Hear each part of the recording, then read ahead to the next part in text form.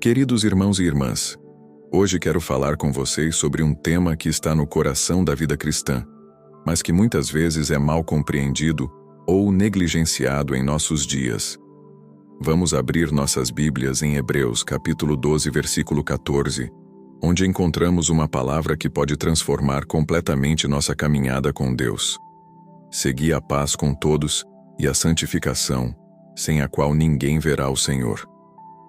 Esse versículo não é apenas uma sugestão pastoral, é uma declaração absoluta, uma condição inegociável para nossa comunhão com Deus. Quando o autor de Hebreus escreveu essas palavras, ele estava se dirigindo a cristãos que enfrentavam perseguição, tentação e o risco de abandonar a fé. E no meio dessa tempestade, ele aponta para algo fundamental. A santidade não é opcional na vida cristã. Para compreendermos profundamente este versículo, precisamos entender o contexto em que foi escrito. A carta aos Hebreus foi dirigida a cristãos judeus que estavam sendo tentados a retornar ao judaísmo devido às perseguições que enfrentavam. Eles estavam cansados, desanimados, e alguns já haviam começado a se afastar das congregações cristãs. O capítulo 12 de Hebreus faz parte de uma seção onde o autor está exortando esses crentes a perseverarem na fé.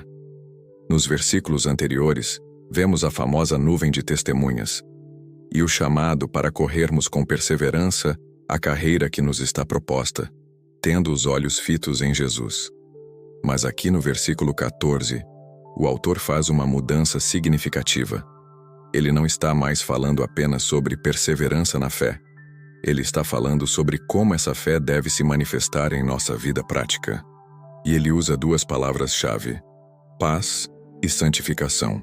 A palavra grega para santificação é agiasmos, que significa separação, consagração, purificação moral e espiritual.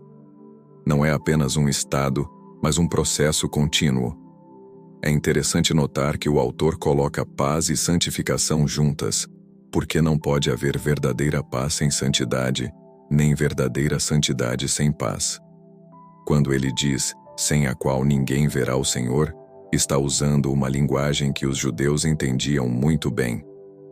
No Antigo Testamento, ver a Deus era o maior privilégio e, ao mesmo tempo, algo que requeria purificação ritual e moral. Lembrem-se de Moisés que pediu para ver a glória de Deus, ou de Isaías, que quando viu o Senhor, imediatamente clamou: Ai de mim, pois estou perdido, porque sou um homem de lábios impuros. Agora, precisamos esclarecer o que realmente significa santidade, porque há muitos equívocos sobre este tema. Santidade não é legalismo religioso. Não é seguir uma lista de regras humanas ou tradições denominacionais. Santidade não é usar determinado tipo de roupa, frequentar apenas certos lugares, ou falar de uma maneira específica. A santidade bíblica tem 3 dimensões fundamentais que precisamos compreender. Primeira é a santidade posicional, que é a santidade que recebemos no momento da conversão. Quando aceitamos Jesus Cristo como nosso Salvador, somos imediatamente separados do mundo e consagrados a Deus. Paulo escreve aos Coríntios chamando-os de santos, mesmo sabendo dos problemas morais que havia naquela igreja. Esta santidade é um presente de Deus, não uma conquista nossa. Segunda é a santidade progressiva, que é a santidade sobre a qual Hebreus 12:14 está falando. É o processo contínuo pelo qual o Espírito Santo nos transforma à imagem de Cristo. É a cooperação entre nossa vontade e a graça de Deus para nos livrarmos do pecado e crescermos em semelhança com Jesus. Terceira é a santidade perfeita, que é a santidade que alcançaremos quando estivermos na presença de Deus, completamente livres do pecado e de suas consequências. Esta santidade aguarda nossa glorificação. O versículo de Hebreus está se referindo principalmente à santidade progressiva, aquela que devemos buscar ativamente em nossa caminhada cristã. Não é algo que simplesmente acontece automaticamente. É algo que requer nossa participação consciente e determinada. A palavra seguir, no texto original, indica uma busca intensa, como um caçador que persegue sua presa. Não é um interesse casual pela santidade, é uma paixão ardente por ser santo como Deus é santo. Mas como isso se aplica ao nosso dia a dia? Como vivemos esta santidade prática no século XXI, em meio aos desafios de nossa sociedade?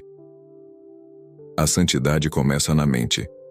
Paulo nos ensina em Filipenses 4:8 a pensar naquilo que é verdadeiro, respeitável, justo, puro, amável e de boa fama. Isso significa que precisamos ter cuidado com o que alimentamos nossa mente.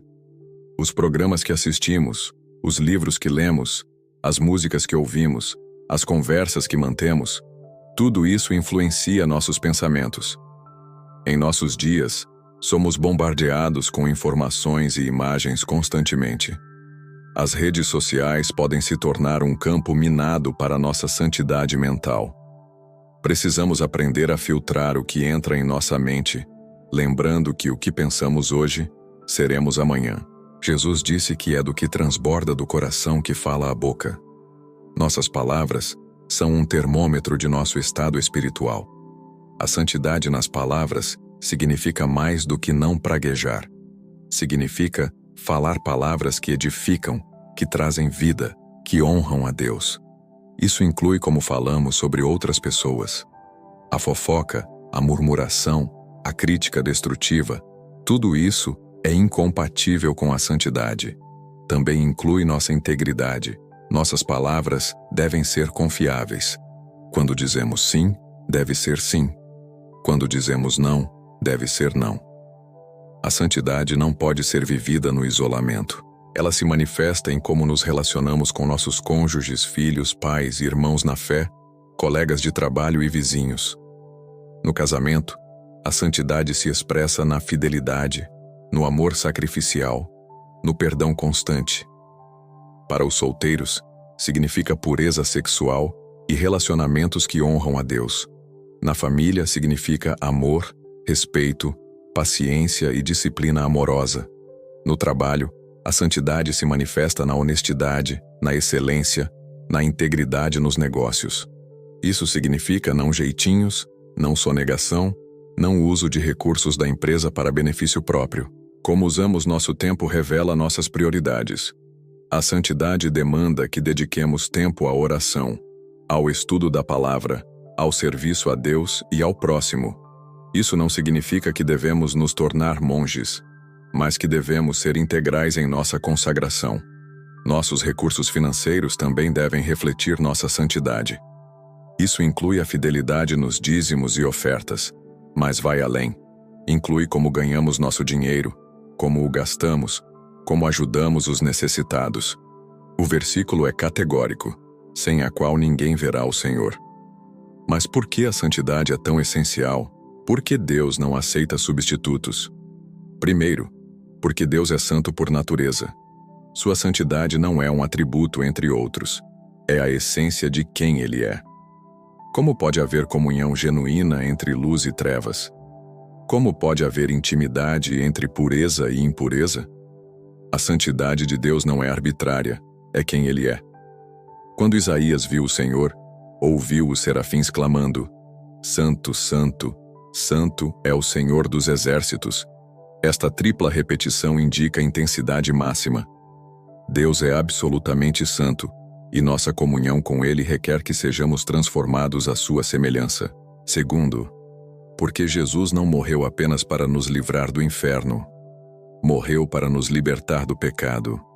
Paulo escreve aos Efésios que Deus nos escolheu para que fôssemos santos e irrepreensíveis diante dele em amor.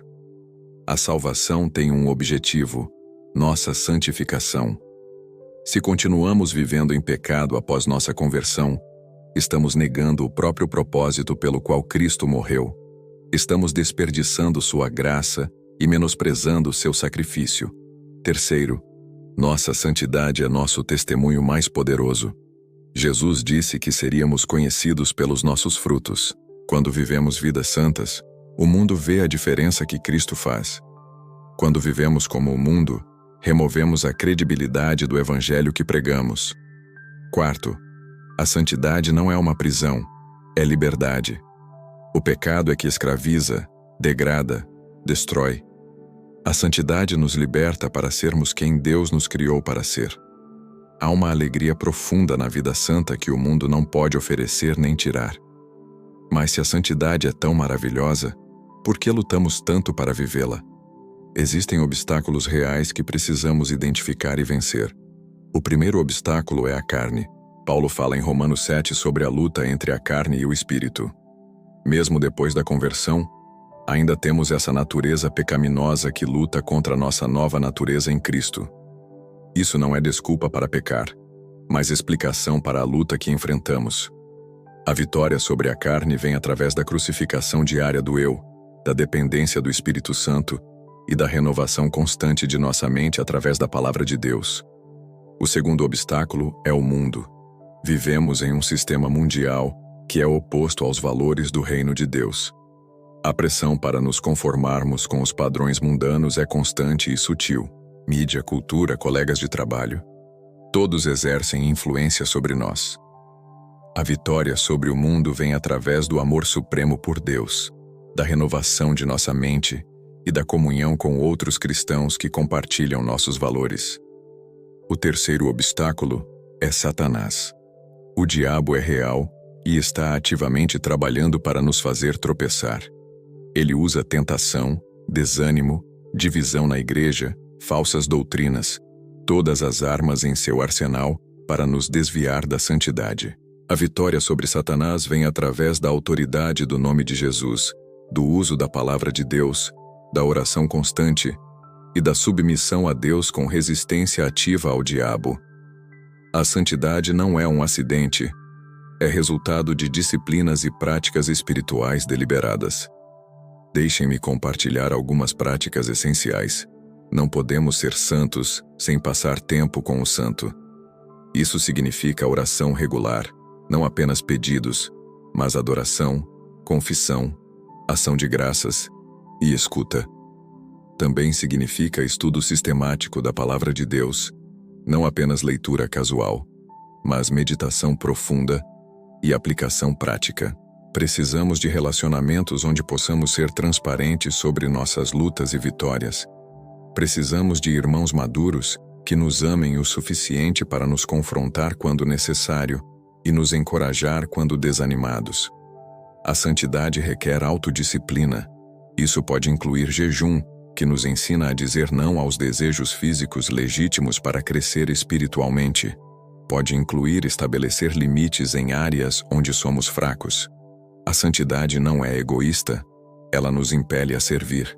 Quando servimos outros, especialmente os necessitados, crescemos em amor e humildade, que são aspectos fundamentais da santidade. O versículo não deixa margem para interpretação, sem a qual ninguém verá o Senhor.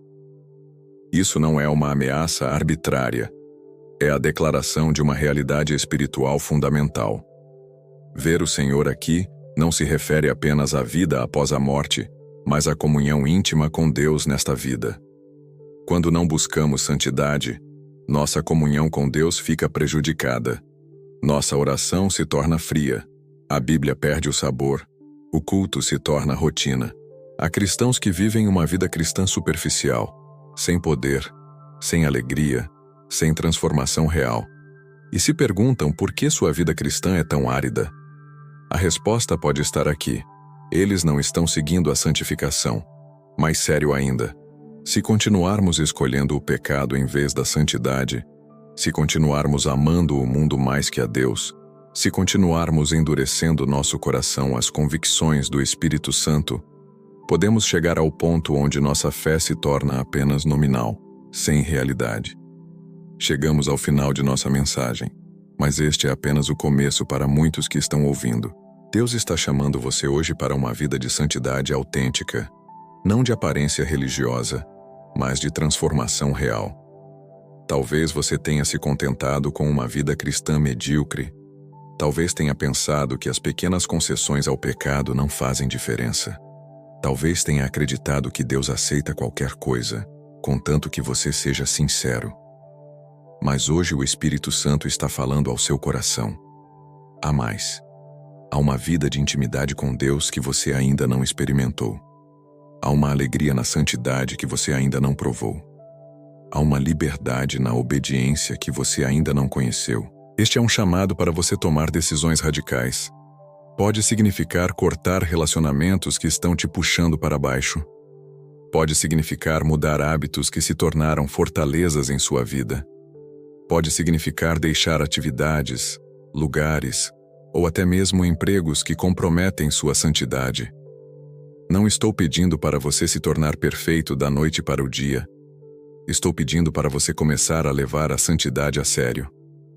Para você parar de fazer concessões. Para você começar a seguir a santificação com a mesma intensidade que um atleta busca a vitória. Lembrem-se, santidade não é legalismo. Não é sobre impressionar outros cristãos ou parecer espiritual. É sobre ter um coração que arde por Deus, que deseja agradá-lo acima de tudo, que encontra sua maior alegria em fazer sua vontade. Se o Espírito Santo está tocando seu coração agora, não endureça. Não diga, amanhã eu começo. Amanhã pode ser tarde demais. Hoje é o dia da salvação. Hoje é o dia da consagração. Vamos orar juntos. E se você sente que Deus está chamando você para um novo nível de santidade, para uma consagração mais profunda, eu quero que você ore comigo. Não ore apenas com as palavras, ore com o coração. Diga para Deus que você quer ser santo, não porque tem que ser, mas porque você ama a Ele. Pai, eu reconheço que tenho me contentado com muito pouco. Tenho vivido uma vida cristã medíocre, fazendo concessões que sei que não te agradam. Hoje, pela tua graça, eu escolho seguir a santificação. Eu escolho dizer não ao pecado e sim à tua vontade. Transforma-me, Senhor. Faz de mim um vaso de honra, separado para teu uso. Em nome de Jesus, amém. Se você orou esta oração de coração, sua jornada para uma santidade mais profunda começou hoje. Deus é fiel para completar a obra que começou em você. Mas lembre-se, santidade é uma jornada, não um destino. É uma busca diária, não uma conquista única. Que Deus os abençoe e os guarde no caminho da santidade. Que vocês experimentem a alegria de ver o Senhor, de ter comunhão íntima com Ele, de ser transformados à sua imagem gloriosa. Em nome de Jesus. Amém.